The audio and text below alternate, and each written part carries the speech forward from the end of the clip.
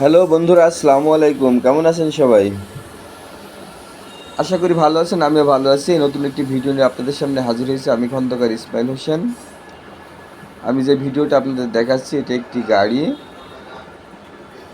Pulsar NS. এই গাড়িটার মোটামুটি 12,000 কিলো মতো চালানো আছে। গাড়িটা 10 বছরের কাগজ করা। গাড়িটা বিক্রি করব। জরুরিভাবে টাকার প্রয়োজন হয়ে পড়ায় গাড়িটা বিক্রি করব। যদি কোনো সহৃদয় ব্যক্তি গাড়িটা পছন্দ করেন বা নিতে চান, অবশ্যই কমেন্ট করবেন।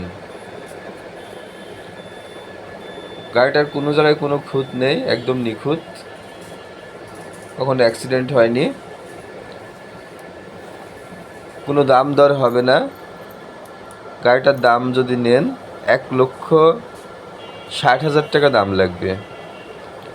1,60,000 টাকা, একদম কাগজপাতি কমপ্লিট।